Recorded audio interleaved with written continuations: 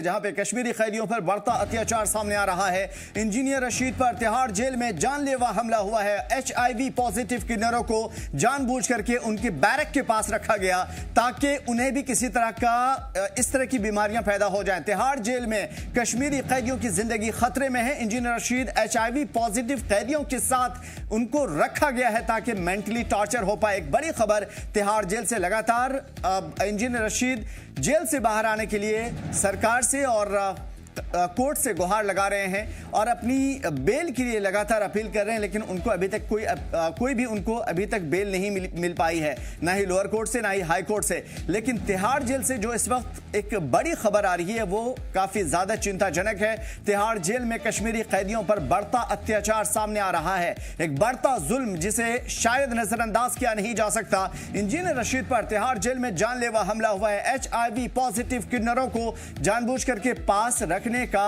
एक दावा किया जा रहा है या इल्जाम लगाया जा रहा है। तिहाड़ जेल में कश्मीरी कैदियों की जिंदगी खतरे में है, ऐसा बताया जा रहा है। इंजीनियर रशीद HIV पॉजिटिव कैदियों के साथ रखे जा रहे हैं और जिसकी वजह से वो मेंटली टॉर्चर हो पा रहे हैं। बताया जा रहा है खासतौर पे AIP की जानिब से कि ये इंजीनियर रशीद को मेंटली टॉर्चर करने और उन्हें किसी तरीके से खत्म करने की एक बड़ी साजिश है। AIP की जानिब से इल्जामात लगाए जा रहे हैं कि तिहाड़ जेल में कश्मीरी कैदियों पर न सिर्फ अत्याचार बढ़ रहा है बल्कि इंजीनियर रशीद को खत्म करने की एक बड़ी कोशिश। तिहाड़ जेल में जानलेवा हमला हुआ है। HIV पॉजिटिव किन्नरों को जानबूझ करके उनके बैरक के पास रखा जा रहा है। तिहाड़ जेल के अंदर कश्मीरी कैदियों की जिंदगी खतरे में है। AIP की जानिब से लगातार इल्जामात लगाए जा रहे हैं कि इंजीनियर रशीद HIV पॉजिटिव कैदियों के साथ है और जिसकी वजह से मेंटली टॉर्चर हो पा रहे हैं। बड़ी खबर यह है तिहाड़ जेल में इंजीनियर रशीद 2018 के बाद से कैद हैं और उसके बाद लगातार चूंकि UAPA मामले में कैद हैं, लेकिन उसके बाद लगातार उन्होंने अपनी अर्जी दी है कोर्ट में, खासतौर पे पटियाला हाउस कोर्ट में, दूसरी कोर्टों में और अब हाई कोर्ट में मामला चल रहा है, लेकिन अभी तक उनको बेल नहीं मिल पाई है। लेकिन अब ये जो खबर सामने निकल करके आ रही है कि तिहाड़ जेल के अंदर कश्मीरी कैदियों पर अत्याचार बढ़ रहा है। AIP ने कहा कि इंजीनियर रशीद को तिहाड़ जेल में जहां रखा गया है वहां पे HIV पॉजिटिव किन्नरों को भी जानबूझ करके ठूसा गया है ताकि किसी तरीके से ये भी आहत हो पाए। इंजीनियर रशीद मेंटली टॉर्चर हो रहे हैं। इंजीनियर रशीद HIV पॉजिटिव कैदियों के साथ रख करके उन्हें टॉर्चर किया जा रहा है। लगातार AIP की जानिब से इन इल्जामात को इस तरह के इल्जामात लगाए जा रहे हैं कि HIV पॉजिटिव किन्नरों को या दीगर अफराद को जो जेल में कैद हैं उन्हें इंजीनियर रशीद की बैरक के साथ रखा जा रहा है, जिसकी वजह से उनकी जिंदगी खतरे में है, उनकी सेहत खतरे में है, उनकी जान खतरे में है और कहीं ना कहीं ये एक अत्याचार है कश्मीरी कैदियों के साथ। क्योंकि UAPA के तहत 2019 से बंद है इंजीनियर रशीद, लेकिन बारामूला के MP भी हैं। लगातार पार्लियामेंट के अंदर उन्होंने जम्मू कश्मीर की आवाज़ को, जम्मू कश्मीर की रिप्रेजेंटेशन करने की कोशिश की है, आवाज़ बुलंद करने की कोशिश की है और जम्मू कश्मीर को जो प्रॉब्लम है जम्मू कश्मीर के साथ, खासतौर पे बुनियादी प्रॉब्लम्स, हुकूमत के साथ प्रॉब्लम, पावर डिस्ट्रीब्यूशन का प्रॉब्लम या फिर 370-35A की वो सारे मसाइल जिसकी वजह से जम्मू कश्मीर को स्पेशल स्टेटस का दर्जा नहीं दिया गया, उन तमाम तर चीज़ों के हवाले से उन्होंने लगातार पार्लियामेंट में आवाज़ उठाई है। पार्लियामेंट में वो गए थे लेकिन अपने खर्च पर गए थे और लगातार इसके खिलाफ भी उन्होंने फाइट की थी, लेकिन अब कोर्ट से उनकी बेल पर समाअत हो रही है। लेकिन उस बीच में एक बड़ी खबर निकल करके आ रही है कि इंजीनियर रशीद को जानबूझ करके ऐसे बैरक में रखा जा रहा है जहां पे HIV पॉजिटिव है। HIV पॉजिटिव आमतौर पे लोगों की जिंदगी खत्म हो जाती है और अगर कोई भी शख्स इसके किसी भी तरीके से कांटेक्ट में आता है, बज़ाहिर नहीं जैसे किसी का हाथ मिलाना, किसी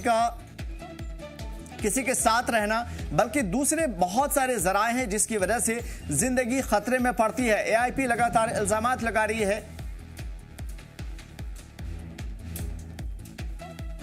लगातार ऐसे इल्जामात लगाए जा रहे हैं AIP की जानिब से कि ये HIV पॉजिटिव कैदियों के साथ इंजीनियर रशीद को रखना कहीं न कहीं उनकी जिंदगी को खतरे में डालने जैसा है और यही वजह है कि जहनी मेंटली टॉर्चर किया जा रहा है HIV पॉजिटिव कैदियों के साथ इंजीनियर रशीद को रख करके और इसी के खिलाफ आवाज बुलंद करने की कोशिश हो रही है। तिहाड़ जेल में कश्मीरी कैदियों पर बढ़ता हुआ जुल्म, बढ़ता हुआ अत्याचार सामने आ रहा है। इंजीनियर रशीद को खास तौर पे तिहाड़ जेल में रखा गया और तिहाड़ जेल के अंदर जहां पे इंजीनियर रशीद हैं उस जगह पे किन्नरों को, उन किन्नरों को जो HIV पॉजिटिव हैं, उन्हें रखने की कोशिश हुई है, जिसकी वजह से कहीं ना कहीं उन्हें खत्म करने की कोशिश है।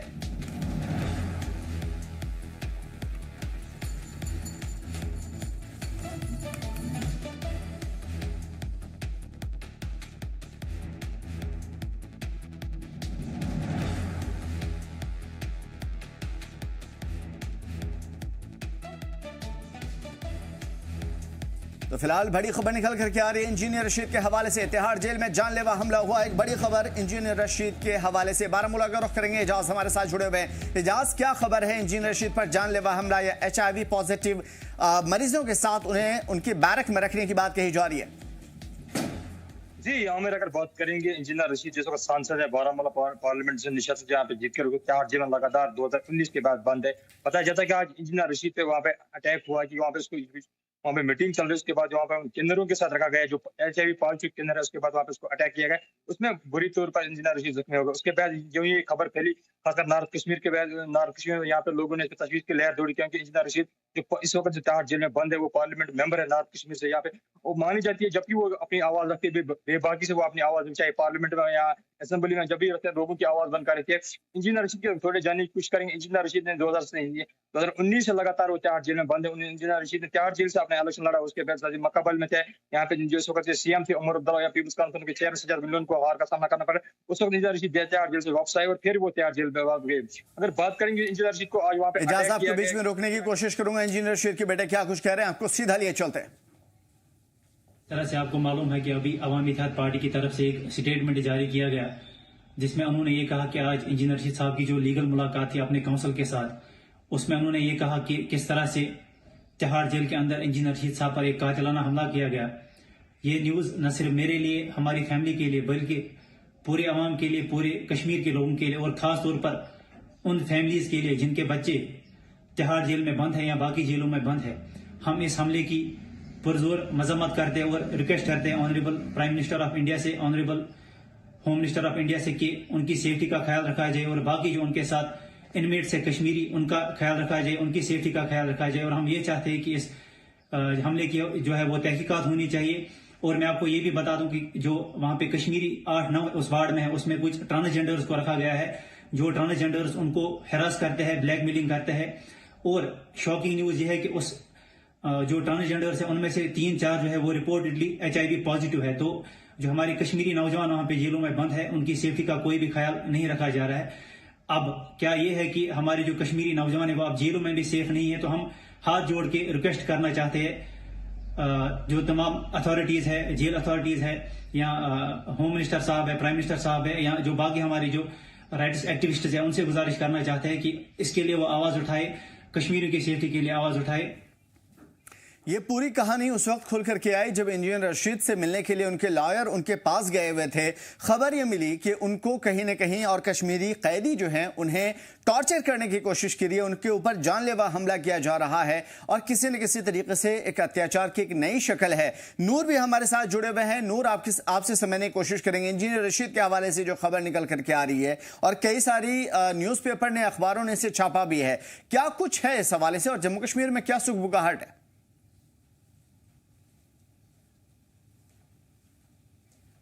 मीर जी बिल्कुल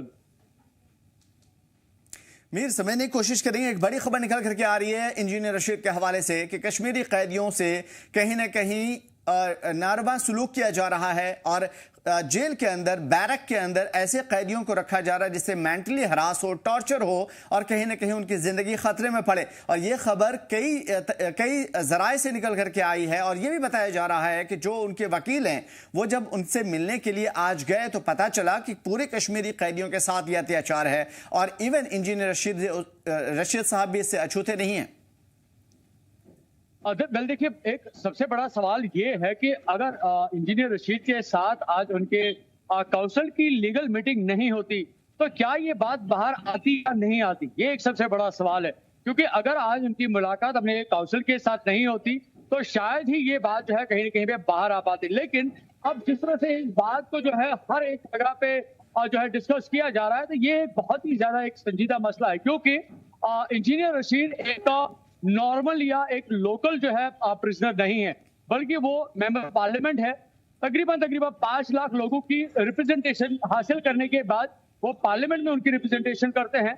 और ना सिर्फ वो एक केस की जो है इन्वेस्टिगेशन में अभी है, बल्कि साथ साथ वो एक पॉलिटिकल प्रिजनर भी है। तो जो प्रोविजंस होते हैं, अगर हम अपने कॉन्स्टिट्यूशन की बात करें, तो शायद एक पॉलिटिकल प्रिजनर के लिए एक अलग एक निजाम जो है शायद ऐसा हो सकता है। लेकिन जिस तरह से उनका अभी क्लेम किया गया है कि ये एक डिलिबरेटिक और एक सिस्टमैटिक तरीके से जो है उनके खिलाफ इस तरह के जो एक्शन जो है वो की जा रही है, जिसमें खासतौर पर ये एक बड़ा हमला है, जिसमें साफ तौर पर उनका मानना है कि इन गैंगस्टर्स ने उनके ऊपर एक दरवाजा फेंका था, जिसमें एक नैरो एस्केप के थ्रू जो है इंजीनियर रशीद बचे थे। हालांकि उनका मानना है कि ना सिर्फ ये एक इंसिडेंट है, बल्कि उसके बावजूद भी कई तरीकों से जो है उनको एक कैसे कह सकते हैं हम कि एक मेंटल टॉर्चर या साइकोलॉजिकल जो प्रेशर जो है, साइकोलॉजिकल जो एक टॉर्चर जो है वो किया जा रहा है। क्योंकि उनके जो इनमेट्स है, पहला उनका तस्दीक है कि वो HIV पेशेंट्स है, ये सबसे बड़ी एक रिस्क है। सेकंड, उनका मानना है कि ये गैंगस्टर जिस तरह जब भी वो प्रेयर्स करते हैं, यानी बिल्कुल एक बड़ी खबर जो ये निकल करके आ रही है कि इंजीनियर रशीद के साथ साथ जो उनके साथ में हैं कश्मीर के ही अयूब पठान जो बीरवा के हैं, बिलाल मीर जो के कमरवारी के हैं और आमिर गोजरी, ये वो कैदी हैं जिनके साथ इस तरह के नारवा सलूक किए गए हैं और कहीं ना कहीं उनके ऊपर नमाज के दौरान अटैक करने की कोशिश हुई है। इंजीनियर रशीद तो एक MP हैं, MLA रह चुके हैं और जम्मू कश्मीर की रिप्रेजेंटेशन करते हैं खासतौर पर पार्लियामेंट में। इस तरह की जो चीजें हैं, इस तरह का जो सलूक है वो काफी हैरान कुन है। और अगर ये खबर जिस तरीके से मीरा बता रहे हैं कि निकल करके नहीं आती, तो क्या दुनिया को ये पता लग पाता कि कश्मीरी कैदियों के साथ तिहाड़ जेल के अंदर किस तरह के सलूक किए जा रहे हैं? अगर आप देखें तो इंजीनियर रशीद का जो स्टेटमेंट है, उनका मानना है कि 3 महीने से, यानी जो उनकी क्लेम है, उनका कहना है कि 3 महीने के से जो है उनके साथ इस तरह का सलूक जो है जेल के अंदर किया जा रहा है। यानी कि अगर हम ऐसे देखें कि अगर 2 महीना पहले उनके काउंसिल उनके साथ मुलाकात करते तो शायद ये खबर जो है 2 महीने पहले हमारे सामने आई होती। लेकिन आज जिस तरह से उनकी एक लीगल मीटिंग थी इंजीनियर रशीद के साथ, जो उनके जो लॉयर है जावेद हुबी, उनके साथ उनकी मुलाकात थी और उनके साथ उस मुलाकात के दौरान जो है उन्होंने अपनी ये जो चीजें हैं जो कहीं ना कहीं पर राइट्स के साथ जो है टच करती हैं और कानून के दायरे के मुताबिक जो है उस दायरे में रह के उन्होंने अपनी जो उनके साथ अभी बन रही है उन्होंने अपने काउंसिल के सामने रखी है। और खासतौर पर अगर हम उनके बेटे की भी बात करें तो उनका मानना है कि गवर्नमेंट को इसको लेकर जो है एक संजीदा कदम उठाना चाहिए। बिल्कुल, गवर्नमेंट के साथ साथ इस मरतबा PDP, नेशनल कॉन्फ्रेंस और दूसरी पार्टियों ने आवाज उठाने की कोशिश की थी और आज उनके बेटे से जो शब्द निकले हैं वो भी हैरान कुन है। मैं सीधे AIP की जानिब रुख करने की कोशिश करूंगा। बने रहिए हमारे साथ। मीर फिरदौस साहब हमारे साथ जुड़े हुए हैं। फिरदौस साहब, बहुत ही दुखद और बहुत ही हैरान कुन खबर सामने आ रही है। जी बिल्कुल, it's very unfortunate and condemnable कि इंजीनियर रशीद साहब जो कि आज MP भी है बारामूला कॉन्स्टिट्यूंसी से, जेल में उन पे हमला करने की कोशिश की जाती है, एक मर्डरस असॉल्ट किया जाता है उन पे। तो ये आज पहली बार नहीं हुआ है कि जैसे आपको स्टेटमेंट में पढ़ने को मिला होगा, ये पिछले 3 महीनों से चलता आ रहा है। पहले तो एक कश्मीरी कैदी को निशाना बनाया जा रहा है, फिर दूसरे कैदी को। तो हमारा मानना ये है कि ये जो ख्वाजा सिराहों का एक ग्रुप है वहाँ जेल में, ये कहीं ना कहीं जेल अथॉरिटीज ने ही इम्प्लांट किया हुआ है वहाँ पे, ताकि कश्मीरी कैदियों को वहाँ पे हरास किया जाए। तो हम इसकी चीज़ की बिल्कुल कंडेमेशन करते हैं। ऐसा नहीं होना चाहिए और एक हम चाहते हैं कि एक इम्पार्शल इंक्वायरी बिठाई जाए इस पे और जो हकीकत है वो सामने आए और इनका जो मोटिव क्या था, एक इलेक्टेड मेंबर को असॉल्ट करने का, उस पर हमला करने का क्या मोटिव था उनका, तो वो देश के सामने आना चाहिए, लोगों के सामने आना चाहिए। लोगों को हक है ये जानने का। और उसकी इंजीनियर रशीद साहब की सिक्योरिटी को लेके हमारे बहुत ज़्यादा कंसर्न्स हैं। हम चाहते हैं कि उनकी सिक्योरिटी है जो है वो यकीनी बनाई जाए जेल अथॉरिटीज़ के ज़रिए। और आइंदा से ऐसे बिल्कुल। मैं फिरदौस साहब बात आपसे ये खास तौर पे समझने की कोशिश करूंगा। अच्छा हुआ कि आपने जेल अथॉरिटी का नाम लिया। मैं पूछने वाला भी था कि जेल अथॉरिटी हो या अंदरूनी गैंगस्टर्स या इस तरह के बहुत सारे लोग होते हैं, चूंकि अभी इल्जामात हैं और इल्जामात जब जांच होती है तभी वाज़ेह तौर पे निकल करके आ पाता है कि मामला क्या है। गैंगस्टर्स भी अंदर होते हैं जो कहीं ना कहीं ऐसे लोगों को जो किसी के सामने झुकते नहीं हैं उनके ऊपर इस तरह की हरकतें करते हैं। जेल इंतजामिया हो या फिर एडमिनिस्ट्रेशन, सरकार, क्या लगता है एआईपी को कि इन पूरे मामले में मुलविस कौन है और किसकी वजह से या किस तरफ से यह हुआ है? क्योंकि इंजीनियर रशीद साहब ने अपने पैनल को कहीं ना कहीं इसके बारे में बताया होगा। नहीं, ऐसा देखो, इंजीनियर रशीद साहब तो पहले 4 नंबर जेल में थे। जो एक इनमेट को सुविधा मिलती है, कम से कम वो सुविधाएं उनको मिल रही थी वहाँ जेल 4 नंबर जेल में। तो उसके बाद इलेक्शन से पहले की मैं बात कर रहा हूँ, पार्लियामेंट इलेक्शन से पहले की। तो उनके बाद अचानक से उनको शिफ्ट किया जाता है जेल नंबर 3 में, जो कि बिल्कुल क्रिमिनल्स के लिए जेल है। वो वहाँ पे जो क्रिमिनल्स बड़े बड़े गैंगस्टर्स हैं वो रहते हैं। और पहले तो हमें समझ नहीं आता कि उसको वहाँ पे शिफ्ट क्यों किया गया। तो उसके बाद मुझे लगता है कि कहीं ना कहीं ये एक बड़ी साजिश सी है तो जेल नंबर 4 से फिर जेल नंबर 3 में शिफ्ट करना। हालांकि पॉलिटिकल कैदी होते हैं, जो पॉलिटिकल प्रिजनर्स होते हैं, उनको 3 नंबर में नहीं रखा जाता है। अब समझ नहीं आ रहा है इंजीनियर रशीद साहब को जेल नंबर 3 में क्यों रखा गया, उसके खिलाफ कौन सा मोटिव था उनका।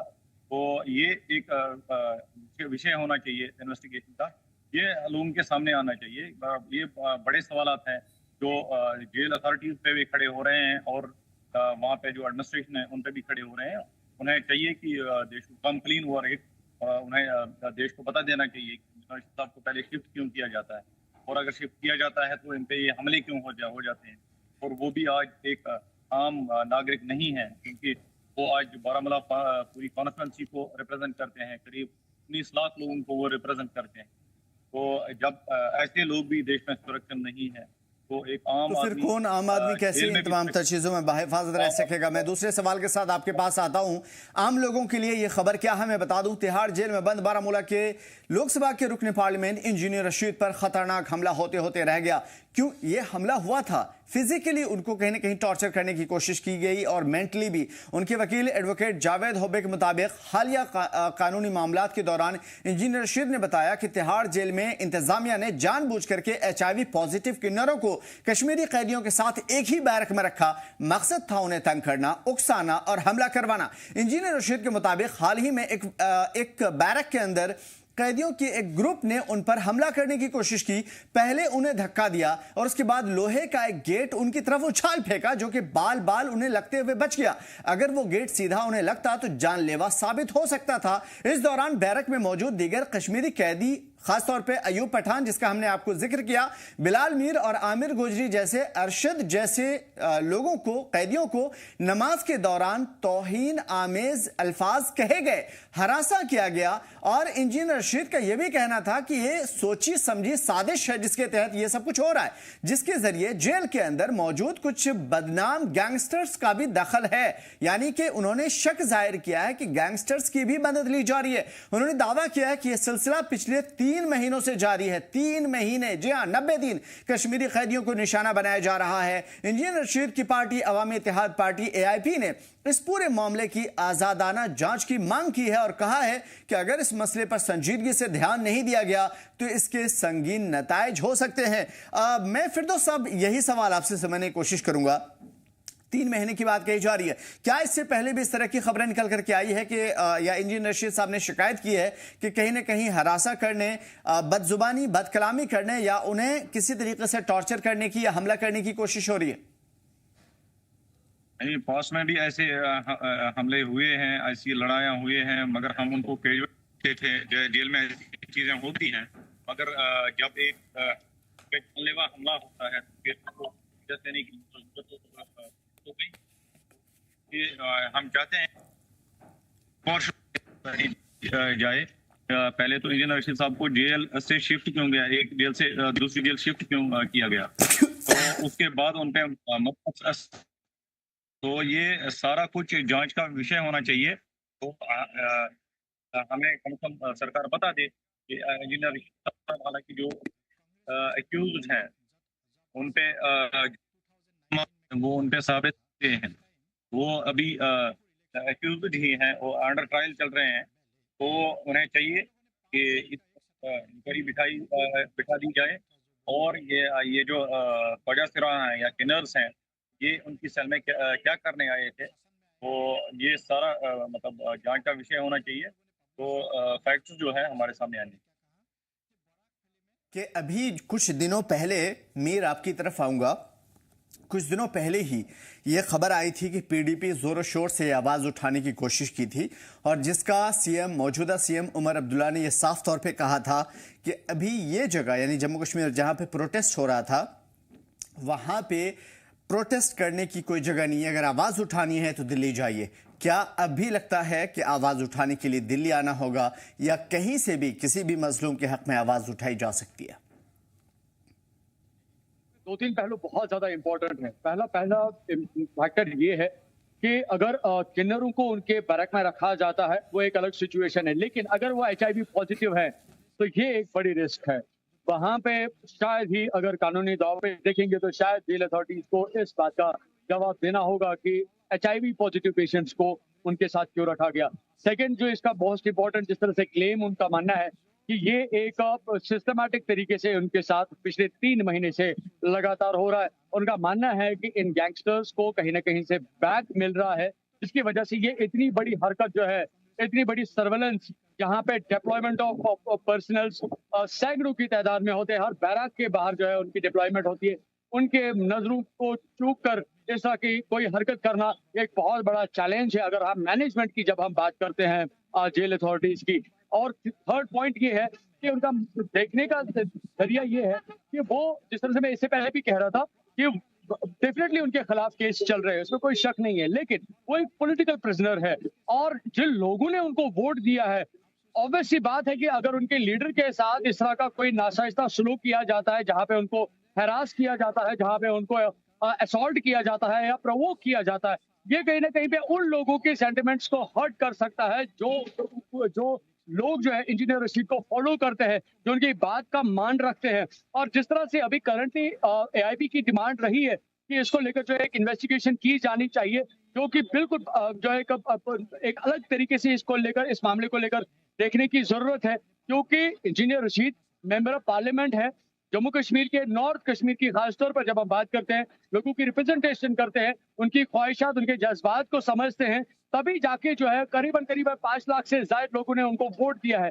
तो अगर इस मामले को लेकर कोई संजीदगी नहीं दिखाई जाती तो शायद उन कोशिश लोगों करूंगा। शेख खुर्शीद साहब, इंजीनियर रशीद साहब के भाई और MLA लंगेट हमारे साथ जुड़े हुए हैं। शेख खुर्शीद साहब वेलकम है, लेकिन चूंकि वक्त ऐसा है इस वजह से मैं आपका इस्तकबाल करने से पहले मैं आपसे समझने की कोशिश करूंगा कि ये हो क्या रहा है। लगातार इंजीनियर रशीद साहब जिस तरीके से अभी कह रहे हैं कि 3 महीने से उनके ऊपर हमला हो रहा है, साथ ही कश्मीरियों के साथ नमाज के दौरान हरासा करने की कोशिश हो रही है और अब बात यहां तक पहुंच गई है कि उनके ऊपर ऐसी लोहे की चीजें उछाल दी जाती है ताकि उन्हें लगे तो वो खत्म हो जाए या किसी तरीके से उनको खतरा पहुंचे, और HIV पॉजिटिव मरीजों को भी उनके साथ रख दिया जा रहा है। ये चल क्या रहा है यहां पे? देखिए, बिल्कुल जाहिर सी बात है, हमारी भी यही डिमांड है कि इन चीजों को जो है इन्वेस्टिगेट करने की जरूरत है कि एक कैदी जो होता है, अगर एक कन्विक्टेड कैदी भी होगा, हालांकि इंजीनियर रशीद साहब या जो उनके साथ दूसरे जो कश्मीरी कुछ नौजवान जो बंद है वहां तिहाड़ जेल के अंदर, सभी एक्यूज्ड है, कोई कन्विक्टेड नहीं है। इवन एक कन्विक्टेड जो कैदी होता है, राइट टू लिबर्टी के अलावा जो है हर कोई राइट जो है उसका, वो उसे एंजॉय करने का हक होता है, वो उसका फंडामेंटल राइट है। तो हमारी भी डिमांड है कि CCTV फुटेजेस को जो है उनको आप निकालिए। हम डिमांड करते हैं फिर देखा जाए कि किस तरह से जो है ज्यादती की जा रही है, रिलीजियस प्रैक्टिसेस करने से रोका जा रहा है। खुर्शीद साहब, बिल्कुल आपका कहना दुरुस्त है, इसके बारे में जांच होनी चाहिए और ये आजादाना मुंसिफाना बात है, लेकिन सवाल ये है कि ये तो इंतजामिया करेगी, हुकूमत करेगी। जम्मू कश्मीर के अवाम जिन्होंने इंजीनियर रशीद साहब को वोट दिया, जम्मू कश्मीर के अवाम जिसके लिए इंजीनियर रशीद साहब ने अपनी जिंदगी खपा दी, और जम्मू कश्मीर की जो सियासी पार्टियां हैं, क्या उनके मुंह में इस वक्त जुबान नहीं है कि वो आवाज उठा पाए, खास तौर पे अपने सियासी नाराजगी या फिर पॉलिटिकल जो झगड़े होते हैं वो चलते रहेंगे, सियासत चलती रहेगी, लेकिन इस वक्त बका का मसला है, इस वक्त कश्मीरियत का मसला है, और क्या इस वक्त इंसानियत का मसला नहीं है? तो इस वक्त दूसरी जमातों की जानिब से आवाज क्यों नहीं उठाई जाती? और एज ए एमएलए क्या आपके लोगों के दरमियान, दूसरे एमएलएस के दरमियान, दूसरी पार्टियों के दरमियान इस सिलसिले में बात नहीं हो पाती है? बिल्कुल नहीं। अभी 5 मिनट पहले नेशनल कॉन्फ्रेंस के एक एमएलए साहब जो है उन्होंने मुझे फोन किया और उन्होंने पूछा कि वहाँ क्या हाल है तो और क्या मसला है, तो उन्होंने कहा कि मैं ट्वीट करूंगा। और इसके अलावा एक और डिबेट में जो है नेशनल कॉन्फ्रेंस के स्पोक्स पर्सन जुड़े हुए थे वहाँ पे, मैंने उन तक भी ये बात पहुंचाई। मैंने उनको भी कहा कि जो भी यहाँ की रीजनल पॉलिटिकल पार्टी है, चाहे पीडीपी हो, नेशनल कॉन्फ्रेंस हो या दूसरी जो पार्टियां हैं, लगभग हर किसी पॉलिटिकल पार्टी ने अपने इंतखाबी जो मैनिफेस्टो है, उनका इंतखाबी वादों में उन्होंने कहा था कि हम सियासी कैदियों की बात करेंगे, हम नौजवानों की बात करेंगे जो एक्यूज्ड है, जो काले कवानीन के तहत इस वक्त बंद है, काले कवानीन का सहारा लेके जो है उनको बेल नहीं मिलती है, वो जेल से बाहर नहीं आ सकते हैं, तो हम उनकी बात करेंगे। ये हर रीजनल पार्टी ने वादा किया था। लेकिन अगर अब उन्होंने वो अपने उन इंतखाबी वादों से अगर वो मुकर गए, लेकिन कम से कम जो बुनियादी हुकूक होते हैं, मैं फिर दोहराता हूं यहाँ पे, ना सिर्फ एक्यूज्ड जो कैदी हैं बल्कि कन्विक्टेड कैदियों को भी अपने जो है वहां पे हुकूक होते हैं। उनको खाना कैसे मिले, वो अपनी रिलीजियस प्रैक्टिसेस कैसे करें, वो कैसे पढ़ाई कर सकते हैं, वो कैसे मतलब उनकी डिग्निटी का ख्याल कैसे रखा जाए वहां जेल के अंदर। तो ये कुछ ऐसे जो हुकूक हैं एक कैदी के, जिनसे दुनिया की कोई भी ताकत या दुनिया का कोई भी कानून जो है उनको महरूम नहीं रख सकता है। तो लिहाजा यहाँ की रीजनल पार्टी, जम्मू कश्मीर की रीजनल पार्टी से हम अपील करते हैं कि आप खुदारा, खासकर जो नेशनल कॉन्फ्रेंस है, हम चीफ मिनिस्टर साहब से अपील करते हैं कि आप होम मिनिस्टर साहब के साथ बात कीजिए। आप देख लीजिए कि अगर एक मेंबर पार्लियामेंट के साथ ऐसा हो सकता है, एक मेंबर पार्लियामेंट, कम से कम हमारे पास वकील तो है, हमें एक खबर तो मौसूल हुई, मैंने 2 बार मुलाकात की पिछले महीने इंजीनियर रशीद साहब के साथ, उन्होंने मेरे साथ इस चीज को डिस्कस किया, लेकिन मैंने आज तक जो है इस चीज को मंजर आम पर नहीं लाया। मैं नहीं चाहता था कि जो दूसरे जो कैदी जेलों में बंद है उनकी जो फैमिलीज हैं वो परेशान हो जाएं, लिहाजा इस वजह से जो है मैंने खामोशी इख्तियार की थी। लेकिन अब जबकि अब जान पे आन पड़ी तो इस वक्त जो है बात करने की जरूरत है। तो लिहाजा चीफ मिनिस्टर साहब के साथ साथ जो दूसरी जो मुखालिफ सियासी पार्टियां जो है, जो अपोजिशन की जो पार्टीज हैं, हम उनसे भी गुजारिश करते हैं कि वो इस मामले को हाईलाइट करें और सियासत से बालातर होकर जो है इस मसले को जो है मरकजी सरकार की नोट। बिल्कुल, चूंकि जहां तक मेरी मालूमात है आप भाई भी हैं और साथ में आपके एआईपी को रिप्रेजेंट कर रहे हैं, उनके बाद तो जाहिर है कि एक बड़ा सवाल यह पैदा होता है कि अब सिर्फ आजादाना मुनसिफाना जांच का मुतालबा होगा या फिर कुछ कदम उठा करके अपनी सियासी जमातें जो जम्मू कश्मीर के अंदर हैं, बाकी सियासी जमातें हैं जो मेन स्ट्रीम में हैं, चाहे वो जिस तरीके से कांग्रेस है या दूसरी पार्टियां हैं, इवन बीजेपी, तो क्या यह उम्मीद की जा सकती है कि जनाब खुर्शीद साहब उठेंगे अपने भाई के लिए, अपने एमपी के लिए, अपने बेटे के लिए, जम्मू कश्मीर के बेटे के लिए, न सिर्फ आवाज बुलंद करेंगे बल्कि एक कदम आगे बढ़ करके इस मामले को देखने की कोशिश करेंगे ताकि इंजीनियर रशीद साहब को ही नहीं बल्कि उस जैसे जितने भी कश्मीरी जेल के अंदर हैं और इस तरह की चीजों के शिकार हो रहे हैं उनको इंसाफ मिले? देखिए, अफसोस तो ये है जनाब कि अभी एक और चैनल पे जो है बीजेपी के जो लीडर ऑफ अपोजिशन है उनसे जो है हमारी बात हुई, मतलब एक डिबेट के थ्रू, और वो इस तरह से जस्टिफाई करते हैं इन चीजों को, वो इस तरह से जो है इन चीजों को जो है लेजिटिमाइज करने की कोशिश करते हैं जैसे दिल्ली हुकूमत के या जेल अथॉरिटीज के जो है वो स्पोक्स पर्सन है, जैसे लीडर ऑफ अपोजिशन नहीं है। सबसे पहले वो ये कह रहे थे कि इनको कैसे इल्म है। भैया, हमें इल्म नहीं होगा तो किसको इल्म होगा? हमारे पास एक्सेस है, हमें जो है ऑफिशियली फोन आते हैं, हम जो है वकील के थ्रू वीसी कर सकते हैं। हम जो है, मैंने पिछले महीने 2 मुलाकातें की इंजीनियर रशीद साहब के साथ। हमें इल्म नहीं होगा तो किसको इल्म होगा?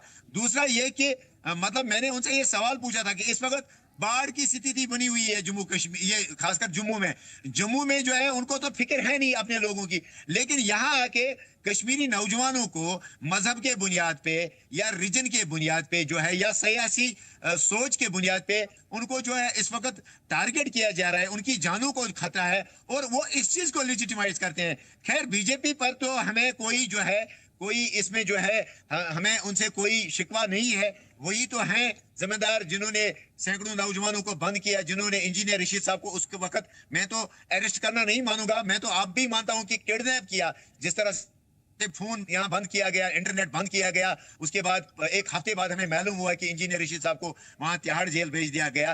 तो लिहाजा बीजेपी को छोड़ के जो भी यहाँ पे सियासी पार्टियां हैं, चाहे नेशनल पार्टी जो कांग्रेस पार्टी है, चाहे यहाँ पे पार्लियामेंट में बैठी अपोजिशन इंडिया अलायंस जो है, हम उन तक भी ये बात पहुंचाना चाहते हैं कि आप खुदारा जो है आप ये पार्लियामेंट में भी इस मसले को उठाइए। हमने ये देखा कि किस तरह से मौजूदा सरकार ने कई जो साबिका वुज़रा है, इवन जो होम मिनिस्टर साबिका होम मिनिस्टर है, उनको भी जो है पॉलिटिकल वेंडेटा के तहत किस तरह से उन्होंने उसको जो है जेल पहुंचाया। तो ठीक है, लेकिन जनाब खुर्शीद साहब, मैं एक चीज समझ नहीं पा रहा, मैं चाहूंगा कि आप इसके ऊपर भी रोशनी डालें। क्या वजूहात है? 5 साल हो गए वो जेल में हैं, लगातार जम्मू कश्मीर की आवाज बनते आ रहे हैं, किसी से कोई दुश्मनी नहीं, हमेशा पार्लियामेंट में उन्होंने जम्मू कश्मीर की बका, मुस्तकबिल, आने वाले दिनों के लिए प्लानिंग और जम्मू कश्मीर की तमाम तर तहफ़्फ़ुज़ात के सिलसिले में बातचीत की है। यहाँ तक कि उनको जाने की इजाज़त नहीं मिली तो वो अपने खर्च पर जाने के लिए तैयार हुए। वो केस भी पेंडिंग है चल्ला कोर्ट में। सवाल यह है कि इन तमाम तर चीज़ों के बावजूद अपने पैसे से पार्लियामेंट के अंदर जाना, सेशन में शामिल होना और उसके बाद जम्मू कश्मीर के लोगों की आवाज़ बनना, ना किसी से दोस्ती ना किसी से दुश्मनी, जम्मू कश्मीर की आवाज़ बनना, मतलब कि अपने आप में एक बड़ी चीज़ है। उसके बावजूद भी ऐसा क्या है जिसकी वजह से इंजीनियर रशीद साहब पे इस तरह की उनके बैरक को चेंज किया जा रहा है, उनके ऊपर जानलेवा हमला हो रहा है, बीमार मरीजों को उनके आसपास रखा जा रहा है, खासतौर पे जो जानलेवा मरीज हैं? इसकी सबसे बड़ी वजह जो है मौजूदा जो पॉलिटिकल डिस्पेंसेशन है, जो मौजूदा सियासी सरकार जो है, उन्होंने चाहा था, वो ये चाहते थे कि जम्मू कश्मीर में जो उन्होंने अपने प्रॉक्सीज को खड़ा करके जो है यहाँ पे हुकूमत बनाने की कोशिश की, या पार्लियामेंट के अंदर जो है अपने मेंबरान ऐड करने की कोशिश की, लेकिन उनके वो मंसूबे जम्मू कश्मीर के लोगों ने जो है अपने वोट के जरिए उन्होंने फेल किए उनके वो मंसूबे। और वही गुस्सा इस वक्त वो इंजीनियर रशीद साहब के ऊपर और जो दूसरे जो सियासी कैदी या जो नौजवान वहां जो बेगुनाह जो एक्यूज्ड नौजवान वहां बंद है, उनके ऊपर वही गुस्सा निकाल रहे हैं। इसकी सबसे बड़ी वजह यही है। और हम ये इस जंग में जो है, हम इस जंग को लड़ेंगे, मरते दम तक लड़ेंगे। हम हार मानने वालों में से नहीं है। जिस तरह से हमने अदालत का दरवाजा खटखटा के अपने पैसे से इंजीनियर रशीद साहब को पार्लियामेंट भेजा, जिस तरह से हमने एक और अर्जी लगाई है कि हम वाइस प्रेसिडेंट इलेक्शन में जो है इंजीनियर रशीद साहब का वोट जो है वो वहां पे कॉस्ट हो और हक के लिए उनका वोट वहां पे जाए, तो उसके लिए भी हमने एप्लीकेशन लगाई है। तो इसी तरह से जो है हम सुप्रीम कोर्ट तक जाएंगे, हम अदालत का हर आखिरी दरवाजा जो है खटखटाएंगे और इंसाफ लेंगे और इंसाफ लेके रहेंगे, ना सिर्फ इंजीनियर रशीद साहब के लिए बल्कि जो दूसरे भी बेगुनाह जो नौजवान हैं उनके लिए भी। क्या आपको लगता है कि दूसरी सियासी जमातें आपके साथ आएंगी? क्योंकि जम्मू कश्मीर में एक तरफ नेशनल कॉन्फ्रेंस आपके ऊपर बी टीम होने का इल्जाम लगाती हुई नजर आई है, और लास्ट प्रोटेस्ट जो पीडीपी के साथ हुआ था उसमें उन्होंने साफ तौर पे सीएम उमर अब्दुल्ला ने कहा था कि भाई ये प्रोटेस्ट की जगह नहीं है, जाना है तो दिल्ली जाकर के प्रोटेस्ट करिए। तो साफ तौर पर एक वाज़ेह पैगाम था कि इस चीज में हम शामिल होने वाले नहीं है। पीडीपी हालांकि इस तमाम तर चीजों के लिए आवाज उठाती हुई नजर आई। क्या आपको लगता है कि जम्मू कश्मीर की जो दूसरी सियासी जमातें हैं, न सिर्फ नेशनल कॉन्फ्रेंस या पीडीपी, वो आपके साथ आएंगी? पीडीपी ने आवाज तो उठाई, लेकिन अफसोस तो यह है कि जिस केस में इंजीनियर रशीद साहब बंद हैं वो केस 2017 में जो है दर्ज हुआ, जिसमें कई सारे और लीडरान भी जो है जो कि मौजूदा सरकार की सियासी आइडियोलॉजी से इत्तेफाक नहीं करते होंगे, 2017 में उनको बंद रखा गया। जिस वक्त बंगाल में या दूसरी जगहों पे जो है सेंट्रल एजेंसीज को ममता बनर्जी जी ने या दूसरी जो रीजनल पार्टीज ने घुसने नहीं दिया अपनी जो रियासतों के अंदर, उसी वक्त पीडीपी की सरकार में अफसोसन ये जो है ये केस दर्ज हुआ।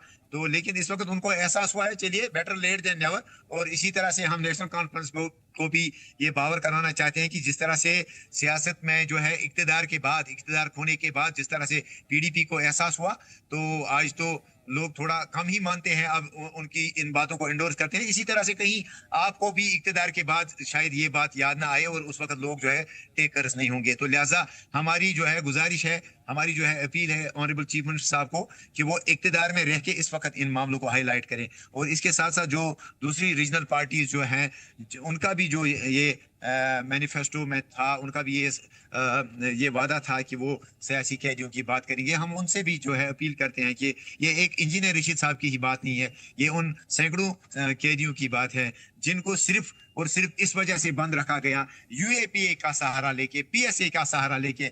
यूएपीए में जो स्पेशल क्लॉजेस हैं कि a person is guilty until proven innocent, जो कि नेचुरल जस्टिस जिसमें कहा जाता है a person is innocent until proven guilty, उसके खिलाफ जाता है, नेचुरल जस्टिस के खिलाफ जो ये यूएपी का क्लॉज है, उस क्लॉज का इस्तेमाल करके जिस तरह से सैकड़ों जम्मू कश्मीर के नौजवानों को बंद रखा गया है, तो हम चाहते हैं कि उनकी बात हो, हम चाहते हैं कि उनकी रिहाई के लिए जो है एक रोड मैप बने। और हम चाहते हैं कि हम तो इस वक्त असेंबली में मैं एक वाहिद मेंबर हूं अपनी पार्टी की तरफ से, मेरी पार्टी की तरफ से, लेकिन जिस उमर साहब को इस वक्त एक बड़ा ह्यूज मैंडेट मिला हुआ है और जिन्होंने वादा भी किया है, ऐसा नहीं है कि हम उनके इंतखाबी वादे से बाहर उनको कोई चीज मांगते हैं, हम उनसे यही चीज मांगते हैं। हम उनको ये याद दिलाना चाहते कि आपके इंतखाबी वादे में ये चीज भी थी कि आपने कहा था कि हम सियासी कैदियों की बात करेंगे। तो इस मरतबा आखिरी चीज मैं आपसे ये समझने की कोशिश करूंगा कि क्या इस मरतबा के सेशन में जब असेंबली लगेगी तो इस मरतबा जनाब खुर्शीद साहब सियासी कैदियों की वापस करने के लिए आवाज बुलंद करेंगे? ना सिर्फ इस असेंबली सेशन के दौरान, बल्कि मैं हर असेंबली सेशन के दौरान इस चीज को याद दिलाने की कोशिश करूंगा। और मैं आपके व्यूअर्स तक ये बात पहुंचाना चाहता हूं कि इससे पहले जो बजट सेशन हुआ जम्मू में, उसमें मैंने एक रेजोल्यूशन लाया था पॉलिटिकल प्रिजनर्स की रिलीज के लिए, लेकिन अफसोसन उस रेजोल्यूशन को टेबल नहीं होने दिया गया, जो कि सरकार के जो किए हुए वादे हैं उनके खिलाफ जाता है। तो लिहाजा मैं उमर साहब को कहना चाहूंगा कि जो प्रोसीजर है, अगर एक प्राइवेट मेंबर कोई रेजोल्यूशन या कोई बिल लाना चाहता है असेंबली के अंदर, उसको जो है उसको एक प्रोसीजर के तहत गुजरना पड़ता है, ड्राज के जरिए जो है फिर वो जाके टेबल होती है और उसके बाद जो है एक मुख्तसर वक्त होता है, जो जैसा कि आपने देखा होगा कि 3 दिन जो रेजोल्यूशन या बिल्स के लिए बजट सेशन के दौरान थे, वो तो उस वक्त जो वक्फ बिल पे जो वहां हंगामा हुआ उसी की नजर हो गई। वो सारी बिल्स और वो सारी जो रेजोल्यूशंस है, मेरी रेजोल्यूशन तो टेबल नहीं हुई, जो दूसरी रेजोल्यूशन है। तो मैं आपके थ्रू जो है ऑनरेबल चीफ मिनिस्टर साहब से गुजारिश करता हूं कि आप सरकार के जरिए जो है आप एक रेजोल्यूशन लाइए पॉलिटिकल प्रिजनर्स के लिए, एक रिहाई के लिए, क्योंकि यही वो वक्त है जिसके ऊपर काम करने की सबसे ज्यादा सख्त जरूरत है और डिमांड भी। बहुत शुक्रिया जनाब खुर्शीद साहब हमारे साथ जुड़ने के लिए। फिरदौस साहब भी हमारे साथ जुड़ चुके हैं। फिरदौस साहब, मैं आपकी तरफ आऊंगा। एक बड़ी खबर जो खास तौर पे जिसकी तरफ नाजरीन को तवज्जो दिलाना चाहता हूं, तिहाड़ जेल में बंद इंजीनियर रशीद साहब पे जानलेवा हमला होता है, मरीजों को उनके बैरक में रख दिया जाता है, अचानक उनके बैरक को चेंज कर दिया जाता है। हालिया जो दिन है, हालिया दिनों में कश्मीरी कैदियों के साथ ये नारवा सलूक है। न सिर्फ एक दो बल्कि कई हैं नमाज पढ़ने के दौरान या कोई ऐसा काम जिसकी वजह से उनको ऐसी स्थिति में रखा जाए जो कहीं ना कहीं जहनी तौर पे वो टॉर्चर हो, जहनी तौर पे वो उनको उकसाया जा सके, उनके ऊपर हमला करवाना हो, HIV पॉजिटिव मरीजों को उनके साथ रखना हो। बहुत सारी ऐसी चीजें हैं जो कहीं ना कहीं दर्शाती है कि न सिर्फ ये 3 महीने का मामला है बल्कि एक लंबी चौड़ी साजिश है। अब तो ये कुछ हो चुका और आने वाले दिनों में शायद इसके गंभीर नताइज भी होंगे, लेकिन सवाल यह है कि अब क्या आने वाले दिनों के लिए क्या प्लान है, क्या प्रिपरेशन है और आने वाले दिनों में क्या कुछ करने जा रही है AIP? बिल्कुल, हम तो पीछे नहीं रहेंगे, क्योंकि जिस तरह का ये मामला सामने आया है तो ये हमारा जो कंसर्न है, जैसा कि खुर्शीद साहब ने बिल्कुल तो भी कहा कि खाली इंजीनियर रशीद साहब को लेकर नहीं है। इंजीनियर रशीद साहब हालांकि एक मेंबर पार्लियामेंट है, आज उनका केस ये थोड़ा लाइमलाइट में आ गया, मगर ऐसे जो कैदी है वो सैकड़ों की तादाद में है जो तिहाड़ जेल में है, जो कश्मीर से ताल्लुक रखते हैं। तो ये उनकी सिक्योरिटी का भी मसला है, हम उनके लिए भी बात करेंगे।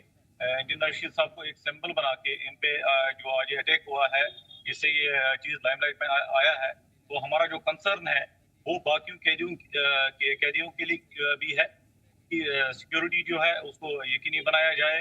जो इस तरह के गैंग्स वहाँ पे चलते हैं तो इसके लिए क्या सुविधान होगा वहाँ पे, तो ये जेल अथॉरिटीज को देखना होगा।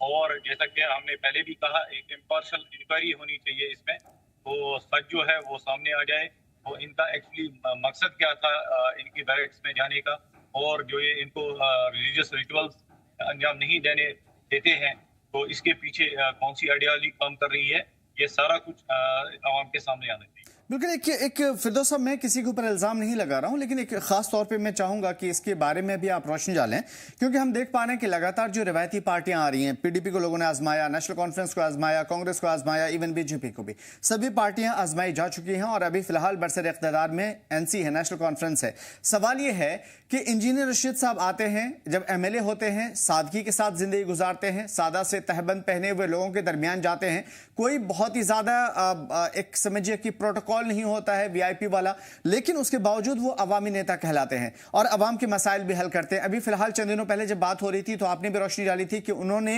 किस तरीके से अपने फंड के जरिए या अपने पैसों के जरिए लोगों की मदद करने की कोशिश की और एमपी फंड को कितना बेहतरीन अंदाज में इस्तेमाल किया। सवाल मेरा यह है कि एक वाहिद आवाज या अल्टरनेट, अगर तमाम रिवायती पार्टियों को हम एक तरफ रखें तो अल्टरनेट इंजीनियर रशीद साहब नजर आते हैं। एक बेहतरीन स्पोक्समैन भी हैं, बहुत अच्छा बोलते भी हैं और उनके लहजों में सच्चाई दिखती है, दर्द दिखता है जम्मू कश्मीर का। तो क्या आपको लग रहा है कि ऐसी आवाज को खामोश कराने की कोशिश है जो फ्यूचर में जम्मू कश्मीर की आवाज बन सकता है? बिल्कुल। ये तो पहले जो वहाँ की रीजनल पार्टीज है उन पे ये काफी बड़ी जिम्मेदारी आयद होती थी कि एक मेंबर पार्लियामेंट हमारे कश्मीर का वो बंद है, ये कम से कम 2 लफ्ज उनकी रिहाई के लिए बोले। अगर वहाँ पे आपको देखने को मिला होगा जब हमारा प्रोटेस्ट था यहाँ जंतर मंतर पे दिल्ली में, तो उसी दिन महबूबा मुफ्ती ने वहाँ पे प्रोटेस्ट किया था श्रीनगर में। हालांकि उन्होंने भी सियासी कैदियों की बात की थी, मगर इंजीनियर रशीद के लिए उनकी जबान से 2 लफ्ज भी सुनने को हमें नहीं मिले। इसी तरह से जम्मू कश्मीर के जो चीफ मिनिस्टर हैं नेशनल कॉन्फ्रेंस के उमर अब्दुल्ला साहब, आज 6 साल हो गए इंजीनियर रशीद साहब को कैद में, तो 6 सालों में उन्होंने कभी अपनी जबान नहीं खोली। वजह यह है कि इन 2 पार्टीज को ये लगता है कि अगर इंजीनियर रशीद साहब छूट जाते हैं, उनकी जो सियासी कुर्सियां हैं वो कहीं ना कहीं डगमगा जाएंगी, तो उनका जो वो सियासी प्रोटोकॉल है वो नहीं रहेगा। लोग क्योंकि इंजीनियर रशीद साहब को चाहते हैं, लोग चाहते हैं कि एक अल्टरनेटिव वहां पे खड़ा हो जाए, तो ये चाह रहे हैं कि नहीं हमारी पार्टीज की जो सुप्रीमेसी है वो इंटैक्ट रहे, तो इसलिए वो उनके बारे में बात नहीं करते हैं। तो लोगों के सामने बिल्कुल ये मसाइल सामने है कि किसने कब बात की उनकी रिहाई के लिए। हालांकि उनको लगता है कि अगर हम 2 बोल बोलेंगे इंजीनियर रशीद साहब के हक में, कहीं ना कहीं हमारे जो आका है वो हमसे नाराज ना हो जाए। तो मुझे लगता है कि उनको ये डर है कहीं ना कहीं, तो इसलिए लोग इसका जवाब बिल्कुल दे देंगे। बिल्कुल, लोग इसका जवाब दे चुके हैं फिरदौस साहब, और बड़ी बात यह है कि इन तमाम चीज़ों के हवाले से हमने देखा भी, उनकी मकबूलियत भी और उसके बाद भी लोगों के हवाले से उनका दर्द भी देखा। एक शेर है कि देखा जो तीर खा के कमिंगाह की तरफ अपने ही दोस्तों से मुलाकात हो गई, और शायद ये सारी चीज़ें, ये सारे इल्ज़ामात हकीकी मानों में सच के रास्ते पर जा सकती है, या सेम पैरेलल जो हम बात करें हो सकता है। बहुत शुक्रिया तमाम तर चीज़ों पर रोशनी डालने के लिए। मुमकिन है कि आने वाले दिनों में ये तमाम तर चीज़ें बेहतर हो पाएं। अब सवाल यह है कि जिस तरीके से हमने इंजीनियर रशीद साहब को सुना, उनके बेटे को सुना, पार्टी एआईपी के स्पोक्स पर्सन को, चीफ स्पोक्स पर्सन को सुना, और एमएलए खुर्शीद साहब को सुना, उन तमाम तर चीज़ों के बरअक्स इंजीनियर रशीद साहब को अगर कोई बेहतर तरीके से समझ सकता है तो जनाब अबरार साहब जो उनके बेटे हैं, अबरार साहब हमारे साथ जुड़े हुए हैं। अबरार साहब, समझने की कोशिश करेंगे ये सारी चीज़ें एक तरफ है, क्या ये पहला मामला है या इससे पहले भी इस तरह की चीज़ें नोट की गई हैं? जी आपका शुक्रिया। जी देखिए, जेल में तो ऐसे वाकयात होते रहते हैं, छोटे मोटे वाकयात जो है वो होते रहते हैं, लेकिन जो है कल जो है बात ज़्यादा ही आगे बढ़ गई, और जो वहाँ पे उनके वार्ड में जो इंजीनियर रशीद साहब के साथ जो बाकी कश्मीरी वहाँ पे 8-9 इनमेट्स है, उनके साथ वहाँ पे कुछ ट्रांसजेंडर्स को रखा गया है, और जो उनको हरास करते हैं, ब्लैकमेलिंग करते हैं और इनफैक्ट एक्सटॉर्शन भी करते हैं। तो कल जो है वो बात ज़्यादा आगे बढ़ गई, और जब इंजीनियर रशीद साहब अपने वो बैरक में वापस जा रहे थे तो उस टाइम पे वहाँ पे वो चुपके से वो गेट के पीछे बैठे थे, जो लोहे का एक गेट होता है वहाँ पे वो बैरक का, वो उन्होंने जोर से जो है इंजीनियर साहब पे मारने की कोशिश की। हालांकि इंजीनियर साहब को कोई चोट नहीं आई, वो उस गेट के बीच में फंस गए और वहाँ पे उनको कोई जो है ज्यादा चोट नहीं आई। हालांकि अगर वो गेट उन पे लग जाता तो खुदा ना खासा उनकी जो है सर में जो चोट आ सकती थी, और वो बहुत ही शदीद चोट आ सकती थी। तो लिहाजा मेरे ख्याल से सेफ्टी की जो है वो जिम्मेदारी बनती है जेल अथॉरिटीज़ की।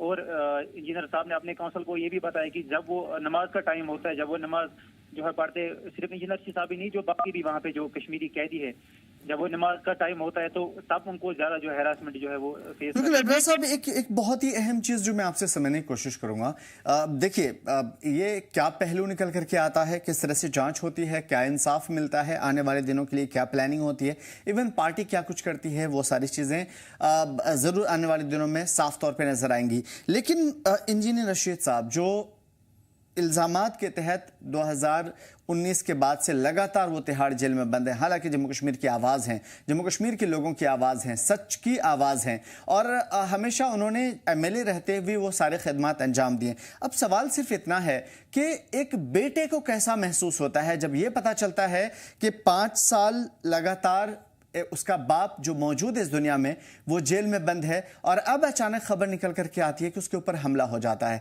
और इस तरह के हमले कि उसे बीमारी या HIV पेशेंट को उसके आसपास रखना या उनके ऊपर जानलेवा हमला, एक बेटा क्या फील करता है ये सारी चीजें सुन करके? जी देखिए, सबसे पहले मैं आपको बता दूं, जिन भी चार्ज के तहत इंजीनियर साहब को जेल में रखा गया है वो बिल्कुल झूठे हैं, बिल्कुल ये पॉलिटिकली मोटिवेटेड केस है। हम कोई भी जो केस उनके खिलाफ उसको नहीं मानते हैं, बिल्कुल झूठा केस है, फर्जी केस है। उनको जो है वो फंसाने की वहाँ पे पूरी कोशिश की जा रही है, उनको इसलिए वो सजा दी जा रही है क्योंकि वो हमेशा उन्होंने सच बोला है, सच का साथ दिया है, कश्मीर और कश्मीर की बात की है, और यही वजह बनी कि वो तिहाड़ जेल में आज 6 साल से बंद है, बिल्कुल जुर्म बेगुनाही की सजा में वहाँ पे बंद है, हमसे इतना दूर, हजारों मील दूर, और सिर्फ इतना कसूर है उनका कि उन्होंने हमेशा सच की बात की। बाकी आप चार्जेस की बात करें, आप केस की बात करें, बिल्कुल सब झूठ है, सब फर्जी है। हम इस केस को बिल्कुल नहीं मानते क्योंकि पॉलिटिकली मोटिवेटेड केस है। रही बात आपने कहा कि आपको कैसा लगा, देखिए बात से फर्जन मुझे बहुत ही जो है वो इस टाइम फिक्र हो रही है इंजीनियर साहब की। मुझे ये नहीं, देखिए उनके पेरेंट्स है घर पे, वो अभी डेथ बेड पे है, उनकी एज 70-80 ईयर्स है। जब वो ये बात सुनेंगे उनको कैसा लगेगा? ये सिर्फ मेरी बात नहीं है, ये हमारे परिवार की बात नहीं है जो इंजीनियर रशीद साहब के साथ जो बाकी वहाँ पे कश्मीरी नौजवान है। हालांकि उनमें से उनके घर वालों में से किसी ने मुझे फोन भी किया कि हमने ऐसा सुना, क्या ठीक है सब, क्योंकि उनको भी फिक्र हो रही है। वहाँ पे सिर्फ इंजीनियर साहब पे हमला नहीं हुआ है, वहाँ पे जो बाकी उनके साथ अयूब साहब है, बिलाल साहब है, बाकी जो है कश्मीरी इनमेट्स है, उन पे भी जो है वो हैरासमेंट उनको होती है, उन पे भी हमले किए जाते हैं आए दिन। तो सिर्फ मेरी बात नहीं है, सिर्फ मुझे ही टेंशन नहीं है, सिर्फ मुझे। जनाब अब्रार साहब, क्या मायूसी होती है, हताशा होता है, या नए तरीके से इस सच्चाई की जंग लड़ने के लिए एक नया हौसला पैदा होता है? बिल्कुल, देखिए हौसला तो मिलता है। हम इन चीजों से डरने वाले नहीं है, दबने वाले नहीं है, क्योंकि अगर हम डरे होते, अगर हम दबे होते, अगर हमने सरेंडर किया होता तो आज इंजीनियर साहब जेल में नहीं होते। तो हम किसी जो ये हरबे, चाहे कोई भी हरबे आजमाए, हम उनसे डरने वाले नहीं है। और आपने यही बात की कि आपको कैसा महसूस होता है, महसूस बिल्कुल चिंता होती है, लेकिन साथ साथ इससे हौसला भी मिलता है कि हम इन हरबों से दबने वाले नहीं है। एक बड़ी बात यह है कि बारामूला को चूंकि रिप्रेजेंट करते हैं, जम्मू कश्मीर को रिप्रेजेंट करते हैं इंजीनियर रशीद साहब, तो क्या अवाम का साथ रहता है? क्योंकि बहुत सारी पार्टियों का यह इल्जाम रहा है कि इंजीनियर रशीद साहब के ऊपर रहम खा करके उनको जिताया गया था लोकसभा में, लेकिन अब लगातार क्या अवाम टच में रहती है? क्योंकि आपके जो जुलूस, जलसे, प्रोग्राम होते हैं उसमें बड़े पैमाने पर लोग शामिल होते हैं, उसके बावजूद भी जब इंजीनियर रशीद साहब बाहर होते हैं या आप लोग बाहर निकलते हैं, तो क्या अवाम का वो वालेहानापन, वो मोहब्बत, वो सारी चीजें क्या अभी तक नसीब होती है, देखने को मिलती है, और लोगों की तरफ से बराबर उस तरह का साथ मिल पाता है? ये जो कहते हैं कि सिंपैथी वोट पे जीते, ऐसा नहीं है, क्योंकि जब इंजीनियर साहब ने 2019 में इलेक्शन लड़ा था तब उन्होंने 1 लाख से ज्यादा वोट लिए थे और महज 30,000 वोट से वो हार गए थे, और तब भी उन्होंने 6 असेंबली सेगमेंट्स में लीड ली थी। तो ये मैं कहूँगा ये रिपीटेशन था 2019 का, लेकिन विद मोर इंटेंसिटी जो 2024 का लोकसभा इलेक्शन हुआ। तो ये सिंपैथी वोट नहीं है, इसलिए वोट मिला क्योंकि उन्होंने हमेशा कश्मीर और कश्मीर की बात की। रही बात आपने कहा कि क्या वैसा इस्तेमाल मिलता है, वैसा जो है वो लोगों का वेलकम मिलता है, बिल्कुल उससे ज्यादा मिलता है। आपने खुद देखा, जैसे इंजीनियर साहब ने पार्लियामेंट में बात की, उन्होंने जो बात पार्लियामेंट में की वो आज तक 17 सालों में किसी ने वहाँ पे नहीं की।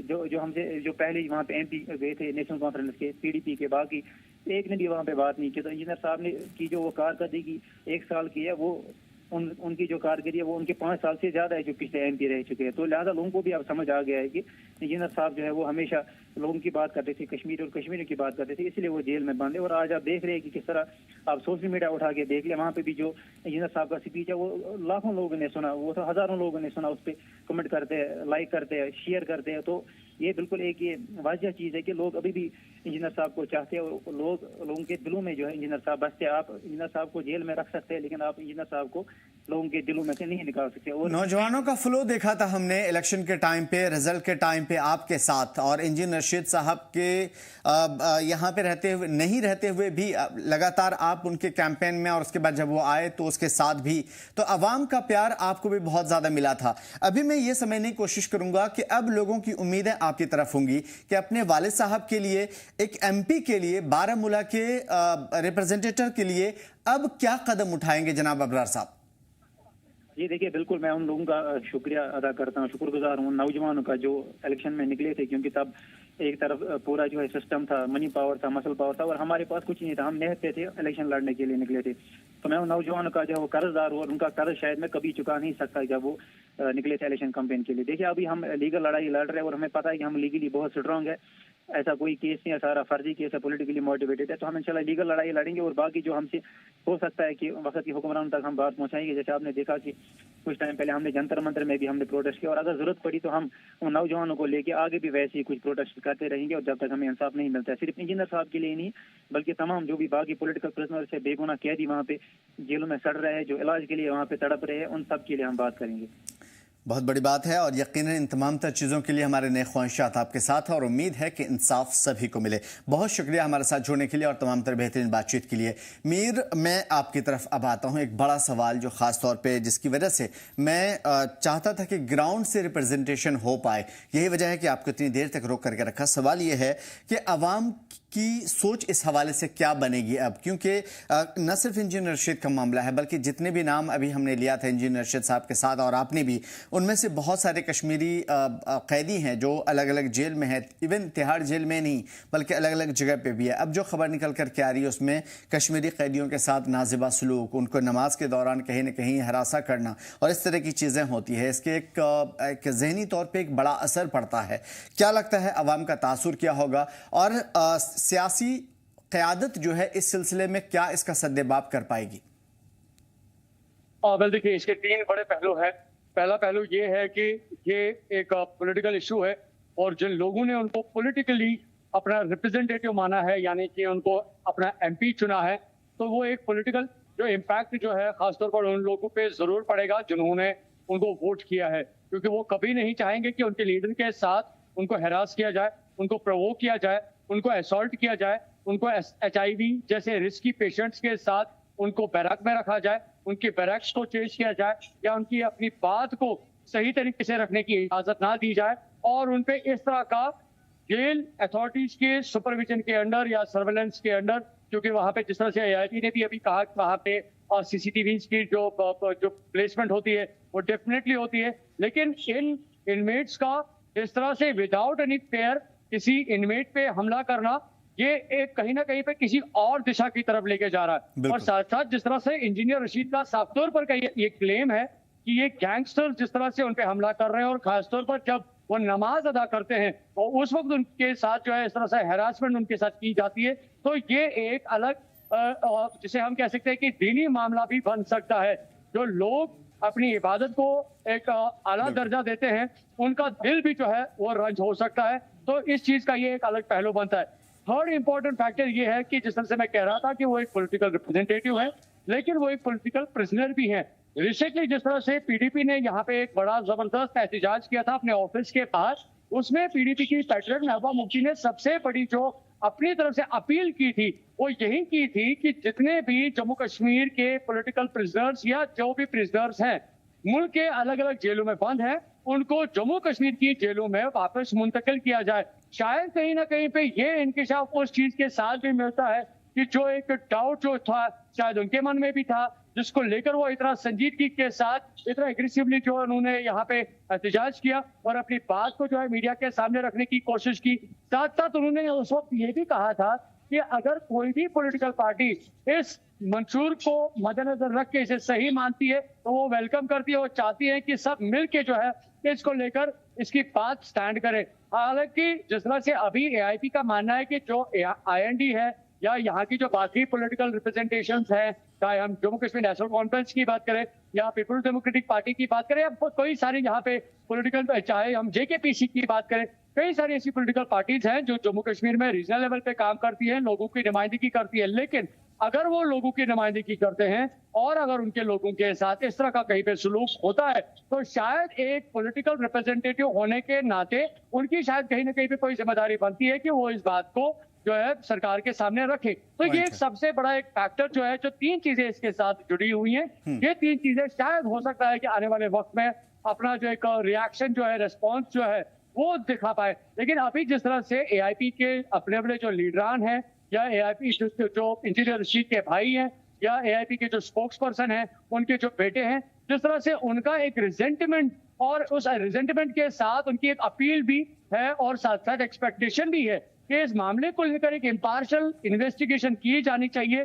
जो वहां पे सीसीटीवी इंस्टॉल्ड है उनको खंगालने की कोशिश कर लेनी चाहिए ताकि जेल एडमिनिस्ट्रेशन को ये पता चले कि ये अटैक जो है इसकी बेसिक वजह क्या रही, इसको किस तरह से किया गया, जिन्होंने किया, और क्या कानून के दायरे में रह के क्या उन इनमेट्स के खिलाफ क्या कोई कानूनी कार्रवाई की जा सकती है। क्योंकि ये एक असॉल्ट की बात है, ये हैरेसमेंट की बात है, ये प्रोवोकेशन की बात है, ये साइकोलॉजिकल सिचुएशन को इम्पल्स करने की बात है। तो कई सारे फैक्टर्स जो हैं जो कानून के दायरे में यहाँ पे नजर आते हैं। लेकिन शायद अगर जिस तरह से आज एआईपी ने इस बात को सरकार के सामने रखा है, जेल एडमिनिस्ट्रेशन के सामने रखा है और जो यहाँ पे इन्वेस्टिगेशन एजेंसीज है उनके सामने ये बात रखी है, तो अगर आगे चल के इसको लेकर कोई इन्वेस्टिगेशन होती है बट डेफिनेटली जो इसकी जो इनर जो सिचुएशन है वो पब्लिक के सामने आ सकती है। और पॉसिबली कि जिस तरह से अभी कहीं ना कहीं पे इंजीनियर रशीद के मुताबिक उनकी जो सफरिंग्स जो पिछले 3 महीने से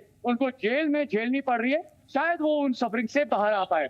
जी, बड़ी बात यह है कि अब ये जो पॉइंट आपने बताए उसमें सबसे अहम ये भी रहेगा कि आने वाले दिनों में जो रिएक्शंस होंगे ख़ासतौर पे दीगर पार्टियों के, ये आने वाले जम्मू कश्मीर के नौजवानों की, ख़ासतौर पे पॉलिटिकल जो कैदी हैं उनकी तकदीर का फैसला भी करेंगे। और इससे साफ जाहिर हो जाएगा कि ABCD जो भी इल्ज़ामात हैं उसमें कितनी सच्चाई है। बेहतरीन और ज़बरदस्त तरीके से तमाम तर मालूमात के लिए शुक्रिया।